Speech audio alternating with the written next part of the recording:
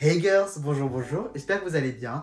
Aujourd'hui, on se retrouve sur Superstar Podcast pour un épisode très spécial parce qu'aujourd'hui, on va parler de l'amour, l'amitié, les relations.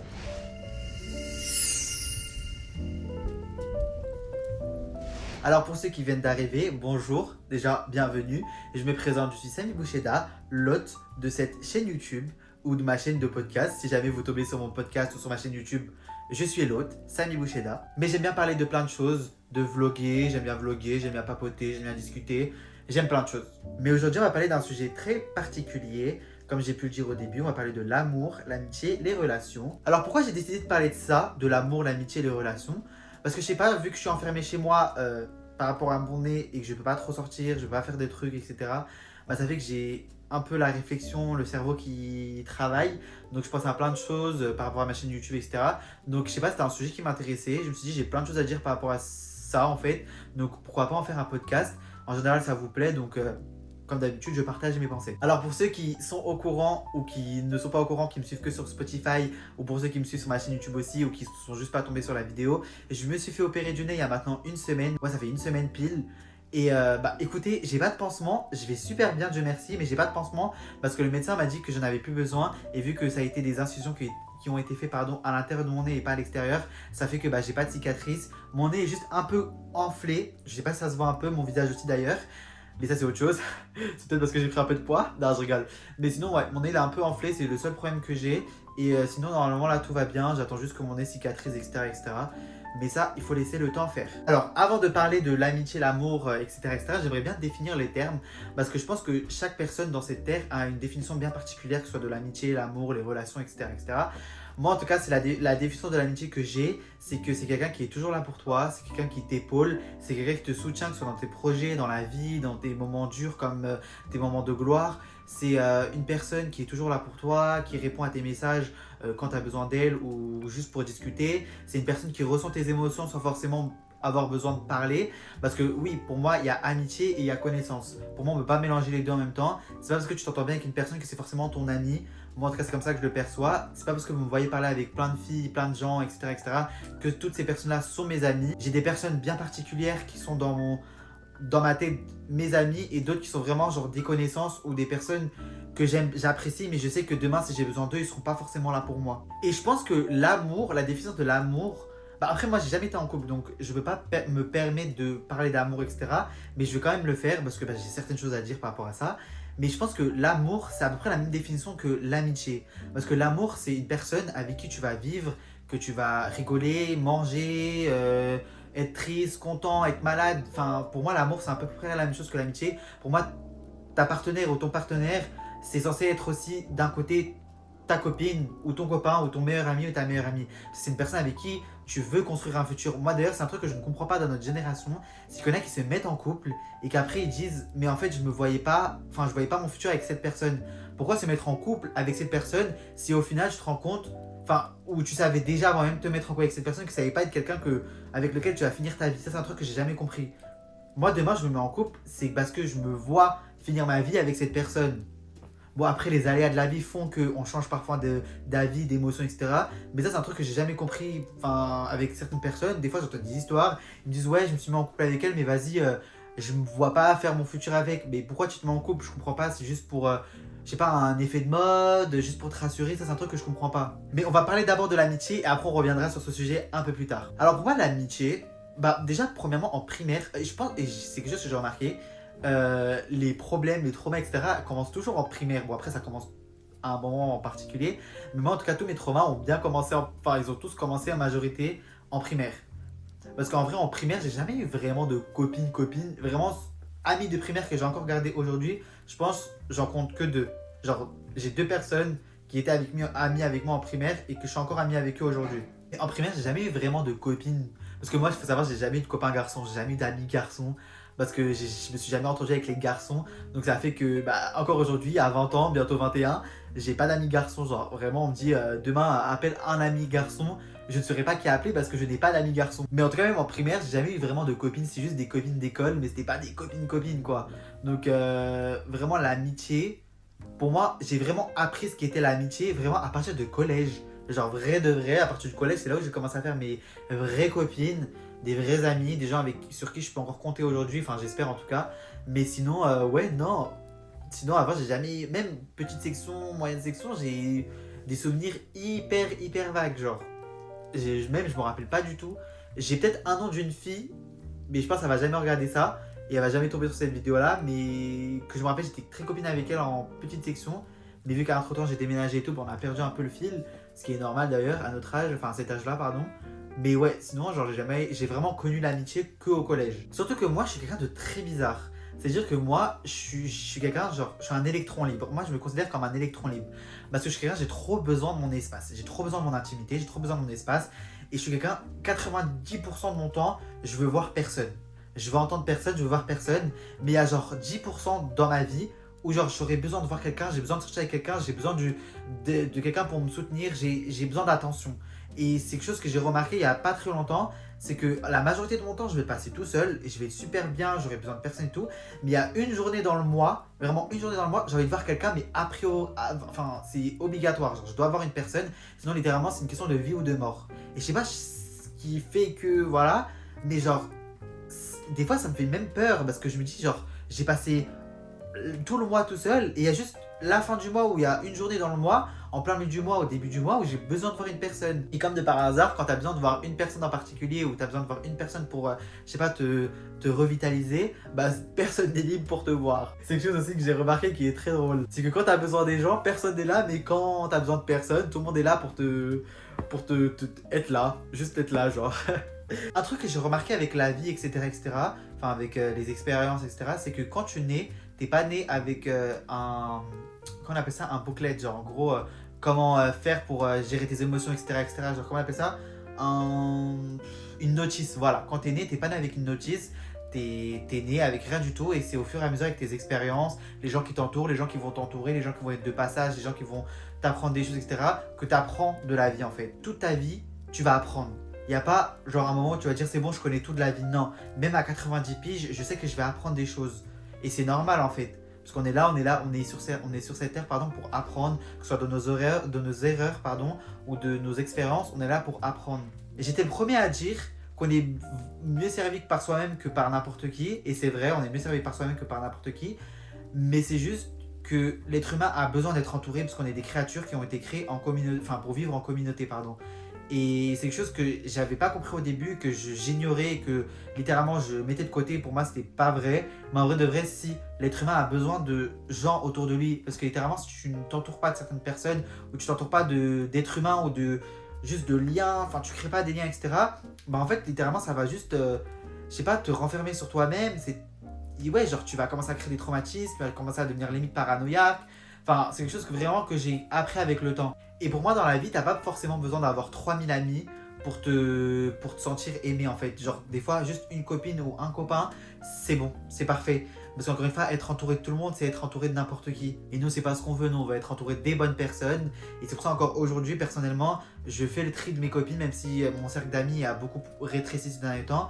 Je fais encore le tri parce que bah, je me rends compte qu'il y a certaines personnes, bah, en fait, qui n'étaient pas forcément des bonnes personnes pour moi. Ou alors, en fait, moi, le truc, c'est que je suis quelqu'un, j'ai un grand cœur. Je donne énormément aux gens. Peut-être que ces personnes-là en question vont se reconnaître et vont être en mode mais non, Samy, pas du tout, tu te trompes, t'es pas quelqu'un avec un grand cœur, t'es une mauvaise personne. Et c'est ok, si vous me percevez comme ça, il n'y a pas de souci. Mais moi, personnellement, je suis quelqu'un avec un grand cœur, je donne énormément. Et des fois, je donne même trop et sans compter. Et je pense qu'il y a des gens qui s'en rendent compte. Quand une personne, genre comme moi et tout, on donne beaucoup, bah ils s'en rendent compte. Parce qu'ils savent qu'on donne beaucoup. Du coup, genre, même s'ils vont nous faire du mal, on va toujours être là à pardonner. Parce qu'on a tellement un grand cœur que genre en mode, ils vont faire limite l'impossible ou vraiment des choses de fou. On va pas s'en rendre compte parce que ces personnes-là, on les aime. Et je pense que même là, on peut parler pas de toxicité, mais genre de relations malsaines. Dans ma vie, et même ces derniers temps, j'ai beaucoup donné à certaines personnes, mais en vrai qui ne valaient pas la peine. En fait, moi, ce que je donnais, eux, ils me donnaient pas en retour la même chose. Et pour moi, comme j'ai pu le dire au début, l'amitié, c'est des choses qui vont dans les deux sens. Je te donne, tu me donnes. Je te donne 10%, tu me donnes 10%. Je te donne un peu d'amour, tu me donnes un peu d'amour. Je te complimente, tu me complimentes. Pour moi, l'amitié, c'est comme dans toutes les relations. Pour moi, quand ça va dans les deux sens, c'est une bonne relation. Quand ça va seulement dans un seul sens, à un moment, l'amitié ou la relation va péter. Et c'est normal parce qu'on est des êtres humains, on ressent des émotions, on ressent les choses. Et je pense que c'est quelque chose qui est censé, enfin, c'est quelque chose qui est important dans une relation et de la mettre en, enfin, au milieu genre de la relation. Que genre en mode ça va dans les deux sens. Je parle très mal le français, on dirait vraiment je suis pas né ici. Mais c'est juste en fait j'allais dire plein de choses. J'ai mes pensées qui se mélangent à droite à gauche. Mais je sais pas vraiment par où commencer. D'ailleurs, il faudrait peut-être que je commence à organiser mes podcasts. Ça commence à devenir un peu le fouillis. Mais écoutez, est-ce que c'est comme ça que vous aimez mes podcasts ou pas? Moi, personnellement, j'adore les filmer comme ça. Parce que même moi, le fait de parler à haute voix, ça me permet un peu de me rendre compte de certaines choses. Je vais vous donner quelques exemples. Encore une fois, je ne vais pas donner des noms parce que je ne vais pas donner de noms. Mais moi, comme j'ai pu le dire, je suis quelqu'un, je donne beaucoup. Et en fait, je faisais certaines choses. Et au fur et à mesure, avec le temps, etc., quand j'ai commencé un peu à me remettre en question par rapport à mes relations, par rapport à comment je me comportais avec les gens, etc., je me rendais compte que ces personnes-là en question n'auraient jamais fait ça pour moi. En fait, ils auraient fait ça pour quelqu'un d'autre, mais pour moi, ils ne l'auraient jamais fait. Ou même, par exemple, le fait que, par exemple, ces personnes-là en question parlaient de leur vie ou de leurs expériences ou de leur train-train de vie, etc., genre avec genre engouement, ils étaient là, ils étaient à fond, ils racontaient et tout. Moi j'étais là, je donnais de mon énergie, j'ai donné des conseils. Et en plus la majorité, enfin ces personnes-là en question venaient vers moi pour littéralement avoir des conseils parce que je vais pas me vanter, je vais pas être en mode oui et tout, je suis de bons conseils, mais je considère que je suis quelqu'un de réfléchi et qui de bons conseils. Sincèrement, je me considère comme quelqu'un avec de très bons conseils et en général c'est ce qu'on me dit. Et je pense que c'est même pour ça ces personnes, à chaque fois qu'ils avaient des problèmes, venaient vers moi parce qu'ils savaient que j'étais de bons conseils. Le problème, c'est que j'étais de bons conseils, mais moi, quand j'avais des problèmes où je ressentais certaines choses, où je me sentais triste, où je me sentais ça, ces personnes-là n'étaient pas là pour moi en fait. Quand je leur racontais mes histoires, genre limite, on dirait ils s'en foutaient. Et j'étais en mode, mais wesh, genre, en fait, c'est une blague. Genre, c'est une blague en fait. Et après, avec le temps, en fait, sur le moment, tu te rends pas compte. Tu dis, ouais, peut-être la personne est juste fatiguée ou la personne est juste ça. Mais c'est au fur et à mesure du temps où toi, tu te remets en question. Tu te dis, putain, ouais, genre, moi, ça me gaffe d'entendre tout le temps ces problèmes et tout. Et moi, quand j'ai des problèmes, la personne n'est pas là pour me soutenir. Et moi, je suis en mode, mais ben, en fait, je vais couper les ponts. Genre, cette personne, en plus, cette personne en question, je l'ai déjà prévenue une fois, deux fois. Et elle prenait pas en considération ce que je disais et mes remarques. Je me suis dit, mais en fait, Samy, t'es pas psychologue. T'es bien gentil et tout, mais t'es pas un psychologue. Donc littéralement, la personne, tu l'as prévenue une fois, deux fois, tu l'as fait remarquer que genre, ça y est, t'en as marre un peu que la relation tourne autour du même truc, enfin de la même personne. Donc la personne n'a pas pris en considération ce que t'as dit et les remarques que t'as fait. Bah next. Cette personne, c'est une personne sensée, elle est réfléchie. Si elle n'arrive pas à prendre en considération ce que je dis, même si je sais très bien que je parle pas très bien français et que je suis quelqu'un qui parle très vite, très speed, des fois je dis plein de choses et on comprend pas trop ce que je dis, bah fuck en fait, genre, je sais pas, genre next. Et moi je me considère aussi quelqu'un de très sociable et je me suis toujours dit, si quelqu'un n'est pas comme tu le souhaites, si quelqu'un n'est pas, genre, ne te respecte pas comme toi tu la respectes, ne te donne pas ce que toi tu donnes à la personne, tu dégages. Ça sert plus à rien de faire genre oui, mais peut-être que, ça sert à rien de trouver des excuses. La personne ne te satisfait pas, pardon. Next, en fait, je suis quelqu'un de très sociable. Dieu merci, si je dois rencontrer une autre personne, etc., Dieu me mettra dans ma vie pour que je fasse la rencontre de ces personnes-là. Si je dois faire la rencontre de personnes et je dois finir ma vie tout seul, enfermé chez moi avec des chiens, je finirai ma vie tout seul avec des chiens enfermés chez moi. Si je dois finir ma vie avec plein de copines, plein d'amis, etc., je finirai ma vie comme ça. Je me dis, c'est le destin. Il faut pas commencer à chercher à droite à gauche. Si un truc doit t'arriver, ça t'arrivera. Donc, si cette personne-là n'est pas bon pour toi, next, on dégage en fait. Si tu as fait des remarques à cette personne par rapport à un sujet et que cette personne ne l'a pas pris en considération, tu l'as dit une fois, deux fois ou tu l'as même fait remarquer, next, tu dégages. Et comme j'ai pu le dire aussi sur mon vlog quand j'étais parti à l'hôpital, j'ai des amis qui étaient au courant depuis belle lurette que j'allais faire opérer, genre depuis belle lurette. Et même genre, quand je parlais de mon opération, je disais que j'étais un peu stressé, etc. Moi, il faut savoir, je suis pas quelqu'un qui parle de ses émotions. Peut-être que vous, là, qui regardez ce podcast, vous êtes en mode, mais Samy, littéralement, genre, t'es en train de déballer toute ta vie, tout ton arbre généalogique. Mais en fait, il faut savoir que devant une caméra, je suis grave ouvert, je suis grave, etc. Mais dans la vraie vie, je suis très renfermé sur moi-même et j'aime pas trop parler de ce que je ressens. Parce que je sais pas, je trouve ça awkward, je trouve ça gênant. Mais devant une caméra, vu que je sais que c'est juste une caméra, un téléphone qui me filme, j'ai pas l'aspect, enfin le fait que s'il y a quelqu'un qui va regarder ça en fait. Donc c'est trop bizarre. Moi, pour moi, j'ai l'impression, enfin déjà, quand je crée du contenu, que ce soit sur YouTube, TikTok et tout, je le fais pour moi, je le fais pour personne d'autre. Donc en fait, quand je filme mes vidéos, que je fais le montage et tout, en fait, je me dis, je le fais pour moi. Genre que pour comme ça, dans 20 ans, genre, je vais re-regarder ces vidéos-là en me disant, ah putain, Samy, trop drôle ce moment-là, trop drôle ça, c'était trop drôle ça, il faut que tu le refasses ça dans 20 ans et tout. Et le problème, c'est que ces personnes-là, quand je me plaignais, genre, j'étais en mode stressé et tout par rapport à l'opération, je disais, ouais, j'ai peur de pas me réveiller et tout. Parce que moi, il faut savoir, la dernière personne qui a fait une anesthésie générale dans ma famille, elle s'est pas réveillée, elle est morte. Donc il est mort, pardon, du coup. Parce que voilà, il est mort, il n'y a pas de parce que c'est la vie, comme ça, c'est Dieu qui l'a décidé. Et du coup, bah, l'anesthésie, genre, ça a toujours été quelque chose qui m'a fait peur. Et enfin, l'anesthésie générale, pardon. Et je disais, ouais, j'ai peur, j'ai peur, j'ai peur, j'ai peur, j'ai peur, j'ai peur. Et ces personnes-là, genre, limite, on dirait, elles s'en foutaient. J'étais en mode, mais non, t'inquiète, ça va bien se passer. Mais genre, c'était pas en mode, non, mais t'inquiète, ça va bien se passer, Samy, tranquille. Je vais être là, je vais t'envoyer un message, t'inquiète, je vais te soutenir et tout. Genre, cette personne-là n'a rien fait, genre, nada. Le jour où je me suis fait opérer, nada, pas de news.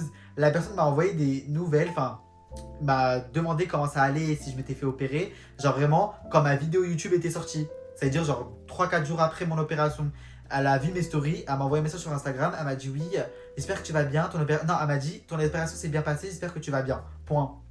Et j'ai dit merci avec un smiley. J'ai dit oui, merci avec un smiley et j'ai envoyé. J'ai dit next, next. J'étais en mode, mais c'est quoi ça? Genre, c'est pas censé être une amie, ça. Je suis désolé, c'est pas une amie. Je suis désolé. Et il y en a une autre, littéralement, pas de news, rien du tout. Genre, vraiment, pas de news, genre, rien du tout, pas un message. Et moi, je trouve ça archi blessant. Et sur peut-être ces personnes-là, quand elles vont voir si elles tombent sur ça, j'espère qu'elles vont tomber, enfin, tomber dessus. Mais si elles vont faire ça, elles vont me dire que je suis paranoïaque. Mais je vous jure que je suis pas paranoïaque. Vraiment, à un moment, j'aurais pensé que j'aurais été paranoïaque, parce qu'encore une fois, je suis trop gentil et j'aime trop trouver des excuses aux gens. Donc je me serais dit, ouais, peut-être Samy, t'es trop paranoïaque. Mais quand je mets tous les puzzles de notre relation, plein de petites choses qui se sont passées, je me dis, mais en fait, je suis pas paranoïaque. Littéralement, c'est ces personnes-là qui sont paranoïaques. Le pire, c'est que ces personnes-là en question m'ont insulté de matérialiste, égoïste dans le passé, d'égoïste, matérialiste, etc. Mais avec le recul, quand je me rends compte avec tout ce qui s'est passé, etc., c'est ces personnes-là qui sont égoïstes. C'est ces personnes-là qui sont imbus de leur personne. C'est juste qu'ils avaient cette insécurité-là, mais qu'ils l'ont reflété sur moi parce qu'en fait, encore une fois, l'être humain est tellement fragile et qu'il préfère ces insécurités, littéralement, le mettre sur toi. Comme ça, ils se sentent moins coupables, ils se sentent moins détestés, etc., etc. Et c'est l'être humain et c'est comme ça, j'ai envie de vous dire. Parce qu'encore une fois, oui, l'être humain, au lieu de se remettre en question, préfère jeter ses insécurités sur quelqu'un d'autre pour se sentir plus tranquille. Parce que pourquoi? C'est l'être humain qui est comme ça et on peut rien faire avec. Donc moi, encore une fois, l'amitié, genre, je pense que c'est quelque chose qui vient avec le temps. C'est pas parce qu'il y a telle personne là, vous pensez que c'est votre meilleur ami, votre copine, etc., votre soeur, etc., que ça veut dire que cette personne là va vraiment rester avec vous tout au long de votre vie. Peut-être qu'il y a un moment où il y aura un break, il y aura un moment où il y aura des hauts et des bas, et c'est normal en fait, c'est tout à fait normal. Et par contre, il faut juste vous dire aussi, parce que là je suis très négatif, mais c'est pas parce que genre vous avez une embrouille avec une copine, etc., que ça veut dire que c'est la fin. Non, encore une fois, dans les amitiés, il y a des hauts et il y a des bas, et c'est normal. C'est juste que si j'ai un conseil à vous dire par rapport à l'amitié et quelque chose que j'ai appris avec le temps, c'est ne vous laissez pas marcher dessus. Ne laissez pas croire que vous êtes la mauvaise personne dans l'histoire. Après, si vous avez fait vraiment des histoires de fou, vous avez tué quelqu'un, etc., oui, il faut vous remettre en question. Mais si vous trouvez que vous n'êtes pas une mauvaise personne et que genre vous n'êtes pas le problème dans l'histoire, c'est juste que vous êtes tellement trop gentil que vous faites passer vous-même par le méchant ou la méchante, parce que ces personnes-là aussi, elles manipulent super bien. Bah en fait dégagez ces personnes de votre vie parce qu'elles sont juste super toxiques et c'est pas des bonnes personnes pour votre vie. L'être humain est fait pour être entouré d'êtres humains, d'autres des êtres humains extra parce qu'on est des créatures sociables, on est fait avec la parole, le toucher, etc. Donc on est fait pour être entouré, on est fait pour discuter, on est fait pour créer des liens, etc. Mais c'est pas pour autant que si quelqu'un vous fait passer pour une conne ou un con, que vous êtes censé vous laisser faire en fait.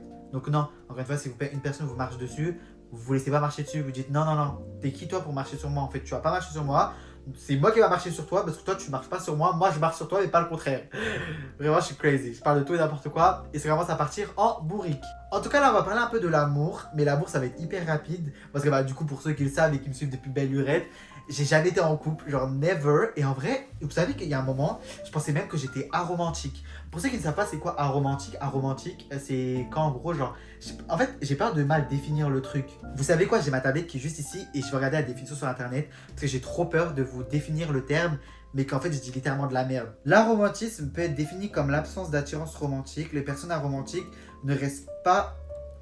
ne ressentent pas de sentiments amoureux, peu importe leur genre ou leur orientation sexuelle.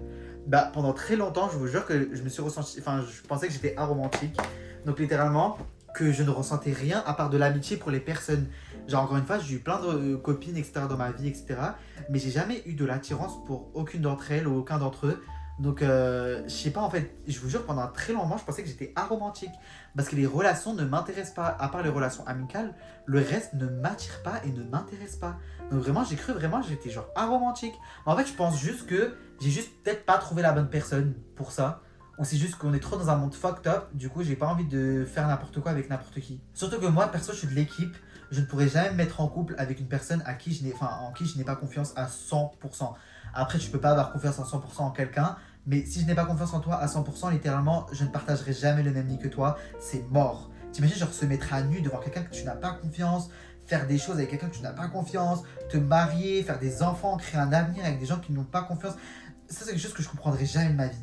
C'est comme les personnes, bon après je ne suis personne pour juger, hein, mais moi c'est un truc que je pourrais jamais, les personnes qui se marient pour cacher, enfin avec une femme, par exemple les hommes qui se marient avec une femme, ou les femmes qui se marient avec un homme pour cacher leur orientation sexuelle.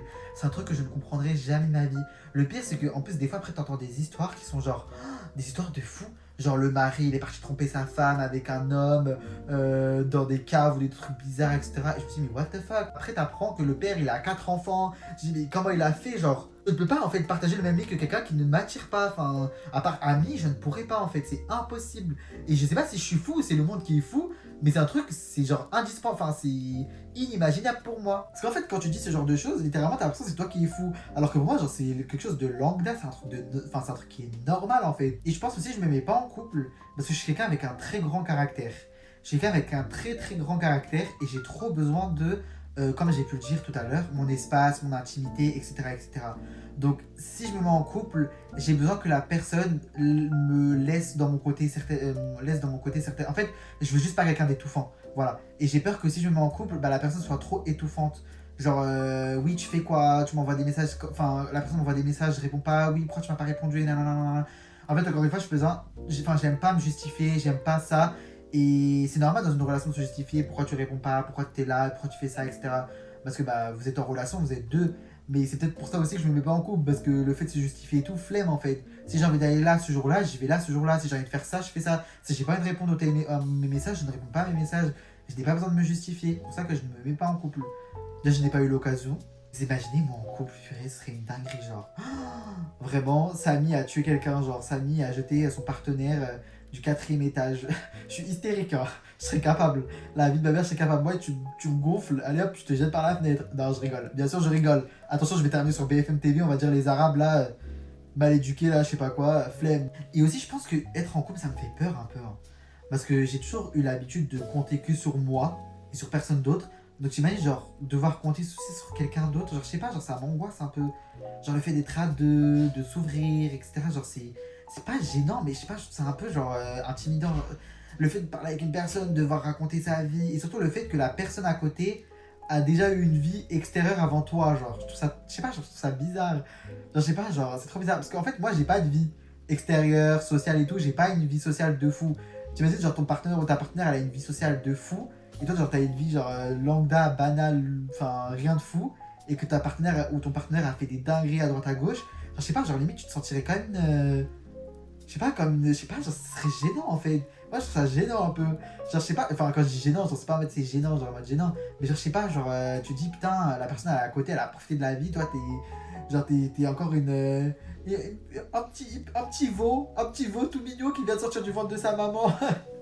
Moi, c'est comme ça que je me verrais, genre. Imagine, en plus, la personne, elle a déjà été en couple et tout, elle sait comment gérer, elle sait comment faire et tout. Et toi, t'es là, surtout que moi, il faut savoir, quand je suis gêné, je suis gênant.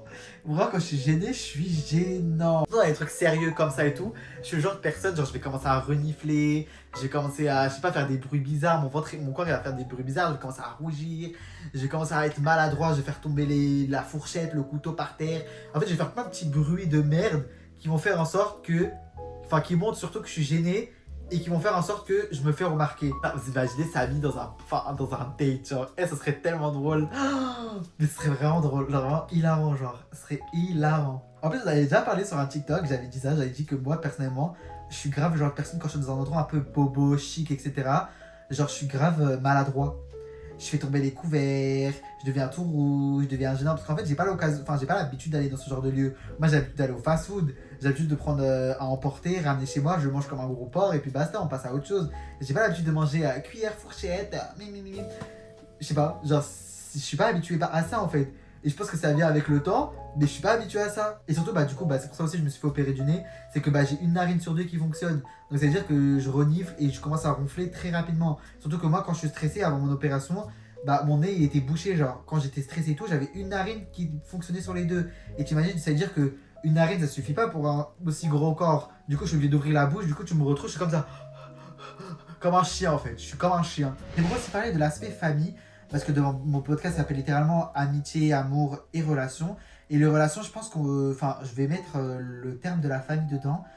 La famille, il faut savoir que les personnes avec qui vous êtes nés, vous avez grandi, n'est pas forcément votre famille. Si jamais vous ne vous sentez pas en harmonie avec ces personnes-là qui sont considérées comme votre famille, vous n'êtes pas obligé de les considérer comme votre famille. Aux yeux de la loi, etc., c'est votre famille. Mais si pour vous, ces personnes-là, ce sont des inconnus, c'est pas grave, il n'y a pas mort d'homme. Pour moi, des amis, ça peut être... Enfin, une famille, pardon, ça peut être des amis, comme ton copain, ta copine, ton chien, ton chat. Pour moi, ça peut être une famille. C'est une famille que tu t'es construite de toi-même, mais c'est ta famille parce qu'ils ont plus d'importance que des gens avec lesquels tu partages le même sang. Surtout dans les relations, que ce soit amicales, pardon, amour ou même famille, etc., il faut savoir dire non. Ça aussi, c'est quelque chose que j'ai eu beaucoup de mal à mettre en place. C'est le non, N-O-N. Parce que je suis quelqu'un de très gentil, encore une fois, je suis quelqu'un qui donne beaucoup. Et j'ai beaucoup de mal à dire non aux gens. Le problème, c'est qu'encore une fois, tu donnes beaucoup et du coup, ces personnes-là ne te donnent pas ce que toi, tu donnes, en fait. Et par exemple, il y en a plein qui disent oui, mais quand tu donnes, il ne faut pas attendre en retour. On est des êtres humains. On va pas se mentir, on est des êtres humains. On est fait avec un cœur et un cerveau. Donc littéralement, quand tu donnes à quelqu'un, je sais pas, genre tout ton temps, ton amour, ta patience, tes conseils, etc. D'un côté, en vrai de vrai, on va pas se mentir. Encore une fois, on est des êtres humains. On va tous attendre quelque chose de la personne. On va attendre au moins le minimum.